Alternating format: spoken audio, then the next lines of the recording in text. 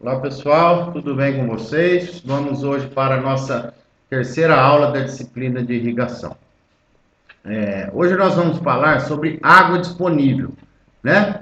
Dentro da irrigação, agora nós já sabemos calcular o quanto que é, qual o valor da nossa evapotranspiração, né? Nós já sabemos o que o solo transpira, o que o solo evapora, o que as plantas transpiram, o ET0, o ETC, que vocês calcularam na aula anterior. Agora nós vamos para a água disponível no solo, ok? Então é fundamental para a irrigação, saber o quanto o solo evapora, quantas plantas transpiram e o quanto tem de água disponível no solo, ok? Tem dois conceitos importantes para a gente entrar nesse assunto, que é a capacidade de campo e o ponto de murcha permanente. A capacidade de campo é a quantidade de água que o solo consegue reter após ter escoado todo o excesso, né? O que seria esse excesso? Após a água ter percolado, né? Após uma chuva, após uma irrigação, essa água, ela que está no solo, ela é infiltrada e quando para toda a infiltração, a percolação, essa é a capacidade de campo, ok? O ponto de murchamento é aquele ponto onde a umidade do solo está tão baixa que a planta já não consegue mais retirar a água na quantidade suficiente para atender a sua transpiração, né? Ela transpira mais do que absorve, não absorve mais porque a umidade do solo já está muito abaixo do que ela consegue retirar, tá ok? Esse é o chamado ponto de murchamento. E para nós na irrigação, aonde nós temos que trabalhar? Nós temos que trabalhar entre a capacidade de campo e entre o ponto de murchamento, ponto de murcha permanente ou ponto de murchamento. E esse intervalo é a disponibilidade total de água no solo. E a gente consegue calcular isso, que é isso que nós vamos estar passando para vocês agora, tá? Através dessa fórmula que nós calculamos a disponibilidade total de água no solo. Essa equação, capacidade de campo menos o ponto de murcha permanente, dividido por 10, multiplicado, o resultado daqui, multiplicado pela densidade do solo, que vocês já calcularam também lá na primeira aula, né? Então, a capacidade de campo, ela está aqui, ela é expressa em porcentagem, o ponto de murchamento expresso em porcentagem, esse 10 não muda, é uma constante necessária, né, para a conversão da unidade, e o DS é a densidade do solo. Então, vocês vão estar trabalhando com essa fórmula. Vamos fazer um exercício. Se eu tenho um solo na capacidade de campo de 28, no ponto de murcha permanente de 16, e tenho essa densidade, 1,37 gramas por centímetro cúbico de solo, quando eu aplico a fórmula do DTA, vou transformando em números, né? Aqui, ó, 28 menos os 16, dividido por 10, multiplicado por 1,37. Eu vou ter que a disponibilidade total de água no solo é 1,64 milímetros, tá ok? Mas aqui não está considerando, veja que aqui, ó, milímetros por centímetro de solo. Aqui não está considerando a profundidade da raiz da planta, né? Nós sabemos que a raiz, cada cultura tem a sua profundidade.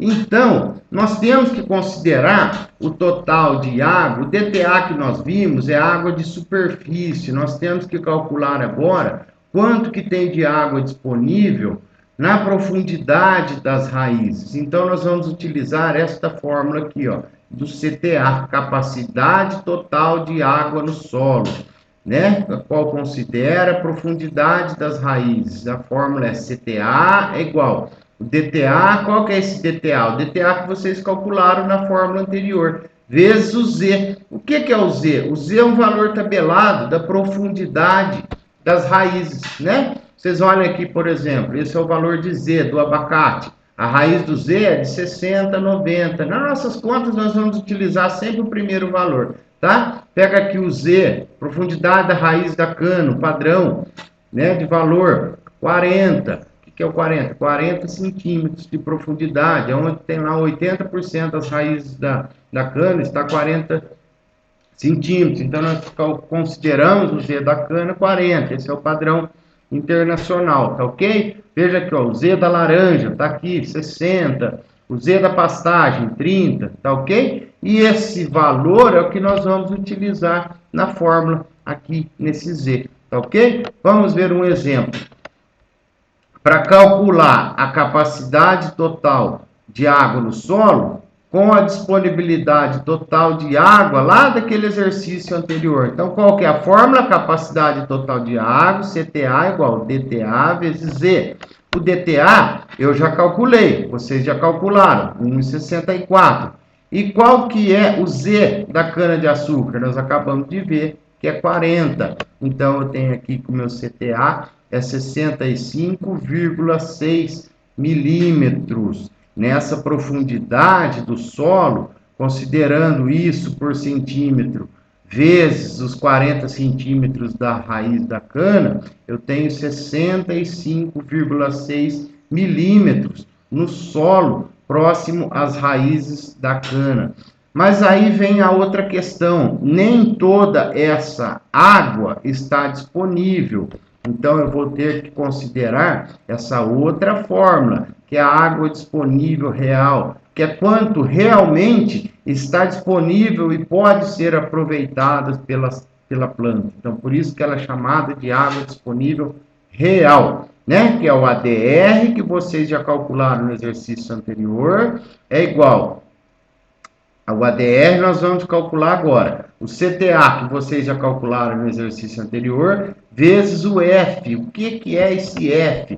O F é essa outra tabela que está junto, vai ser enviado junto para vocês. Eu deixei aqui alguns exemplos de algumas culturas, mas vamos considerar como que a gente encontra o nosso valor de F é algum desses números aqui, nessa tabela de baixo. Qual deles eu vou saber que é? Eu venho aqui, vejo o grupo da cultura que eu estou trabalhando. Por exemplo, se eu estou trabalhando com a banana, grupo 2. Se eu estou trabalhando com milho, grupo 4. Se eu estou trabalhando com a cana-de-açúcar, grupo 4. Então, vamos dar um exemplo da cana-de-açúcar. Grupo 4. Então, eu passo para cá, para o grupo 4 na tabela do F. E aí, qual desses valores de F eu pego da tabela? Eu tenho que considerar a ETC. A ETC vocês já sabem calcular, mas aqui no nosso exemplo eu vou passar para vocês qual é o valor do ETC. Positivo? Então, se eu falar que é uma cana-de-açúcar e uma ETC de 4, qual vai ser meu valor de F? Cana-de-açúcar é o grupo 4, está aqui. E a ETC de 4, está aqui. O meu F é 0,7. Ok? Vamos dar outro exemplo. Se eu falar que a cultura da banana com ETC de 8, banana, grupo 2, está aqui. ETC de 8, está aqui. Então, o F da banana para o ETC de 8 é 0,275. Vamos ver um exemplo? Aqui está pedindo para calcular a água disponível real para o exercício anterior. Nós achamos no exercício anterior 65,6 o valor do CTA. E o F, qual nós estamos falando? Para cana-de-açúcar, o F para 5 centímetros, para 5 milímetros na cana-de-açúcar, não é? Do exercício anterior. Então veja aqui, ó, cana-de-açúcar, grupo 4. ETC de 5 que está no exercício, grupo 4, ETC de 5 é 0,6, é esse 0,6 que está aqui, ok? Então, o nosso ADR 65,6 vezes 0,60, o nosso ADR é 39,4, ou seja, desses 65,6, somente 60% está disponível. O valor de F quer dizer isso, esse 0,6 quer dizer que só 60% dessa capacidade total de água do solo nas raízes está disponível. Então, 60%, que é o mesmo que multiplicar por 0,6 de 65,6 é igual a 39,4 milímetros. Tá ok? Vamos fazer um outro exemplo. Eu estou pedindo para vocês calcularem a água disponível real para a cultura da soja, nessas condições. Para eu achar a água disponível real, eu tenho que ter a CTA. Eu não falei a CTA, qual o valor dela. Então, vocês têm que calcular a CTA. Para calcular a CTA, eu preciso da DTA. Eu não falei o valor da DTA nesse exercício. Para calcular a DTA, eu preciso da capacidade de campo, do ponto de Murphy e da densidade. Opa, aí eu tenho tudo aqui, ok? Então eu começo lá da primeira fórmula, substituindo os valores, né, da capacidade de campo, ponto de Murphy e a densidade, vou ter o valor do DTA. Jogo esse valor, multiplico pelo Z da soja, que é 30, eu vou ter o valor da CTA. Tendo o valor da CTA, eu vou lá e calculo o F para uma ETC de 6 para a cultura da soja, eu tenho que o F é 0,55. Então, eu tenho um ADR de 30 milímetros, tá ok? Então, eu vou deixar esse outro exercício para vocês, da cultura da soja novamente, mas aqui com outros valores de capacidade de campo, densidade de cultura, densidade do solo e a ETC da cultura, tá ok? Então, estamos aí, qualquer dúvida vocês nos procurem.